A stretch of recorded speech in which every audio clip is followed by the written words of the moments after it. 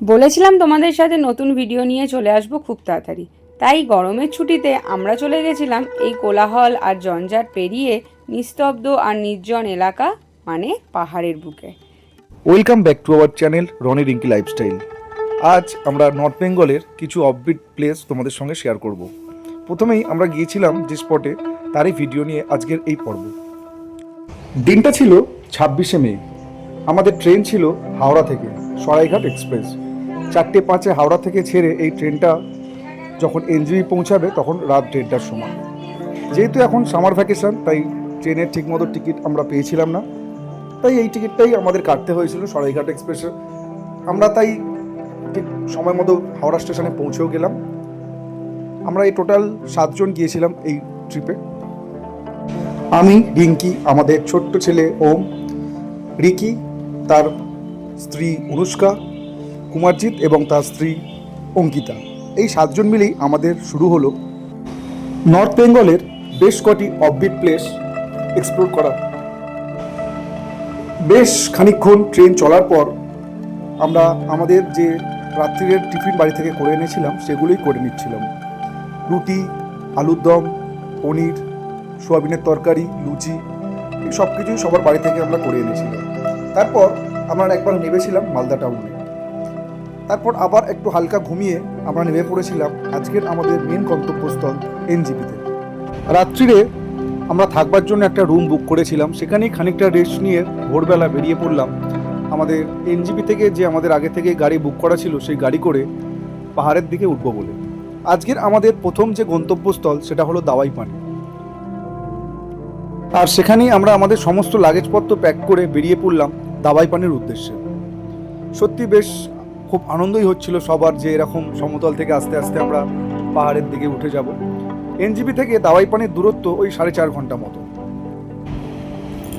সুন্দর একটা ওয়েদারও ছিল সেদিন। যেতে যেতে রাস্তার পরিবেশ আর সুন্দর গাড়িতে এতদিন পর ঘুরতে বেরিয়ে আমাদেরও খুব ভালো লাগছিল মনটা। সাথে যে ছিল আমাদের ওম, ওর দুরন্তপনাও ছিল আমাদের সাথে আনন্দের মুহূর্তটুকু নিয়ে। তারপর আমরা একটা জায়গায় নেমে পড়েছিলাম। অনেকক্ষণ গাড়ি জার্নির পর এখানটা সামান্য খানিকক্ষণ রেস্ট নিচ্ছিলাম, আর এই প্রাকৃতিক সৌন্দর্য বেশ মনোরমভাবেই আমরা খুব মজা করছিলাম। আর আস্তে আস্তে এরকম যতই ওপরে উঠছি ততই আবহাওয়াটা আরও সুন্দর লাগছিল। তারপর সকলেরই খুব খিদে পেয়ে গিয়েছিল, সেই মতো একটা দোকানে দাঁড়িয়ে, এরকম একটা পাহাড়ি ছোট্ট রেস্টুরেন্ট মতো দাঁড়িয়ে আমরা খানিকটা টিফিন করে নিয়েছিলাম। যেহেতু আমরা ভায়া কার্শিয়াং হয়ে আসছিলাম, তো সেরকম খুব একটা জ্যাম আমরা পাইনি। আর এই দোকানের রান্না সত্যিই খুব ভালো লেগেছিল।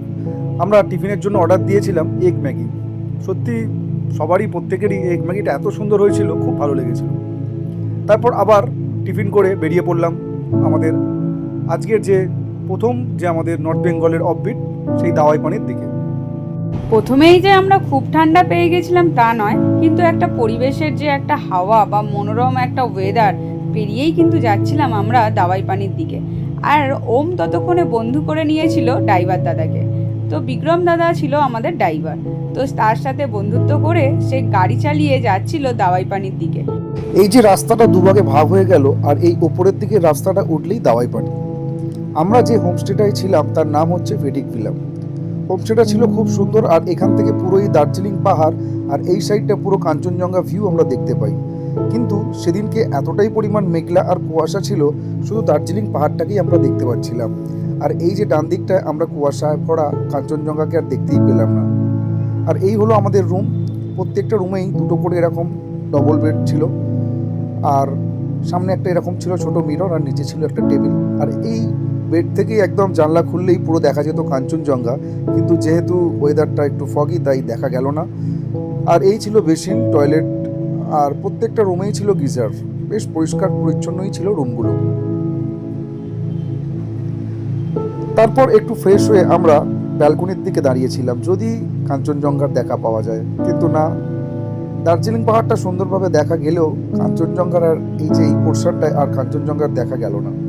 তো এরকম ফগি ওয়েদারই একটু অনেকক্ষণ এই বাইরের ব্যালকনিটা দাঁড়িয়েছিলাম। আর যেহেতু দাওয়াই পানি মানে এখানকার যে জল হাওয়াতেই দাওয়াই মানে ওষুধ আছে, তো এখানটা দাঁড়িয়েই অনেকটা মন ভরে যাচ্ছিল সবারই।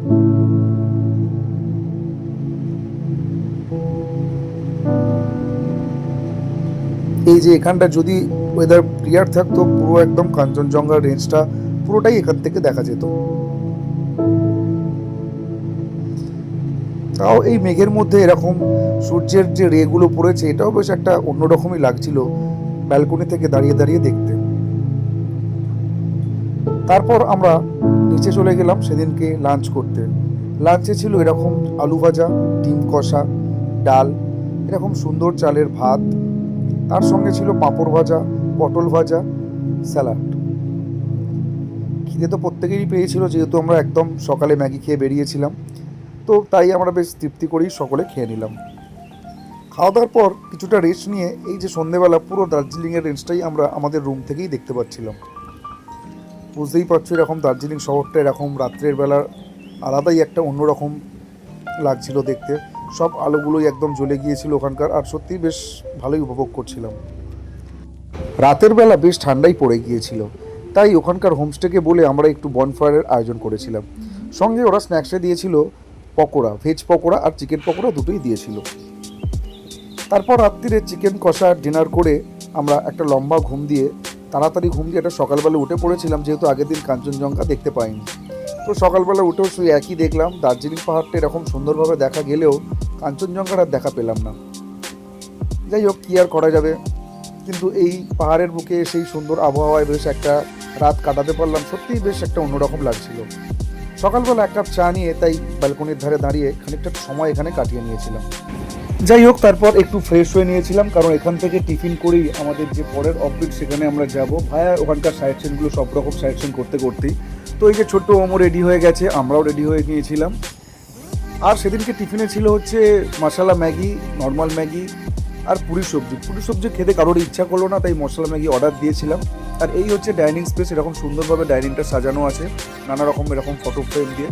আর এই ডাইনিংয়ে বসে এখান থেকে পুরোপুরিভাবে একদম স্পষ্ট কাঞ্চনজঙ্ঘা দেখা যেত। আর এই বাঁ দিকেই ছিল দার্জিলিং পাহাড়, যেটা তোমাদের সঙ্গে তো শেয়ার করলামই। ইতিমধ্যেই আমাদের যে টিফিন, আমাদের সকালে যে ব্রেকফাস্ট আমাদের রেডি হয়ে গিয়েছিল, তাই বেশ এই ব্যালকনিতে দাঁড়িয়ে উপভোগ করতে করতে খেয়ে নিচ্ছিলাম আমরা। আর এই যে এই সুন্দর প্রাকৃতিক পরিবেশটা তোমাদের সঙ্গে শেয়ার করে নিলাম।